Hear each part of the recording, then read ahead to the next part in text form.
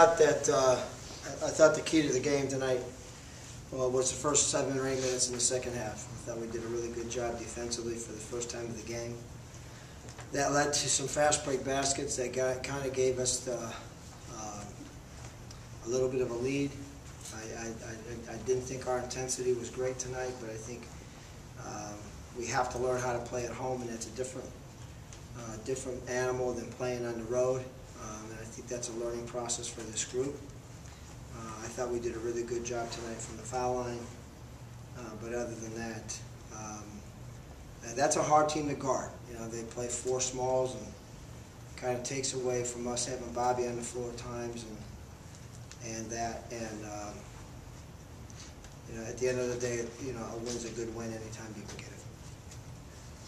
I thought you probably had to rely a little bit harder, more on your starters than you would like when you talk about it. Yeah, it's a tough matchup for us, to be honest with you. You know, Joe, this is different for us, but the bigger lineups, we have more depth against those kind of guys. You know what I mean? Like against Georgia and against you know, GW. I mean, you know, we really were able to play a lot of minutes with those guys. Tonight, it's just a bad mismatch for guys like Fletch and for guys like Bobby, and you know, I mean, and we never got what I felt comfortable. I mean, every time that I thought we were on the verge of getting comfortable, then we had a bad turnover, and that was probably as poor a ball handling or taking care of possessions that we've had in 2 scrimmages and 2 games. You know, 14 turnovers for us.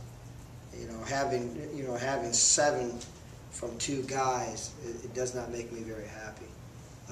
But I thought, again, during that stretch, I thought we did a really good job for about 7 or 8 minutes out of a 40-minute game. I thought we played really good. You took up Blake Allen's performance, especially from 3-point range. Yeah, he was pretty good. I mean, he really carried us. You know, I mean, they made their runs at us twice.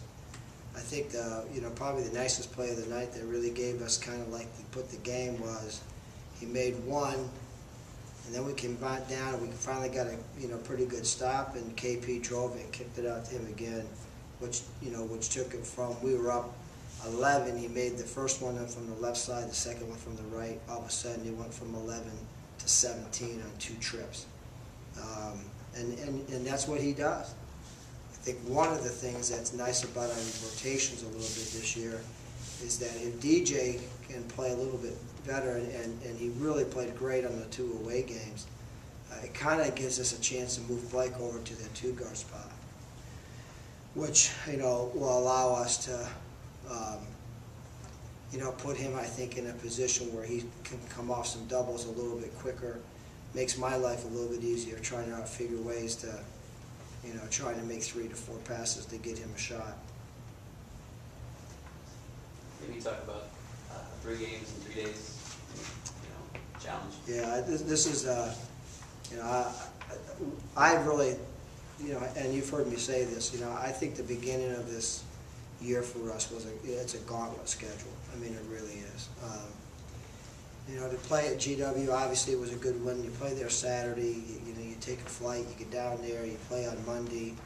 You know, obviously you have a home game, and now you've got 3 in a row, and I've never in my coaching career ever coached a team 3 in a row. And, I mean, it's a challenge, and it's against 3 really good teams. North Dakota State is probably as league-like, a high IQ, shoot the 3 team that, you know, we'll face when we get them first.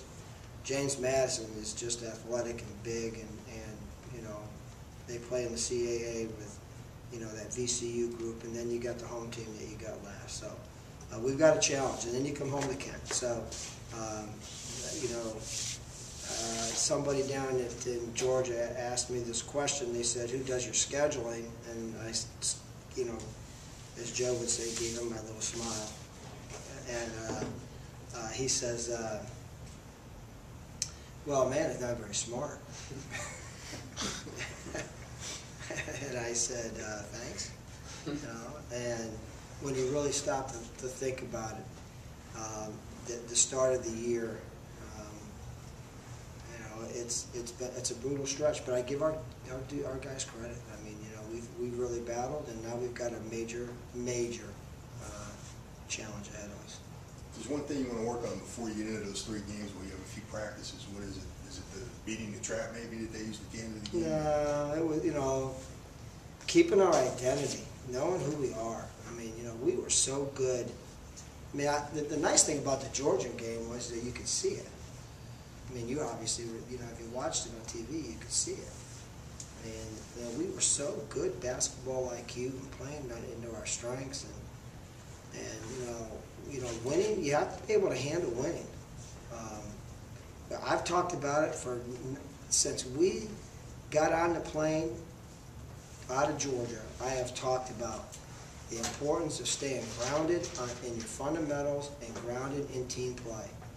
And that's, you know, you've got to be able to learn how to do that and stay hungry. And I thought tonight we really didn't handle the ball well. I think uncharacteristically we gave up, I counted at one time, I could be wrong on this, but I counted at one time that we gave up 6 turnovers to direct layups.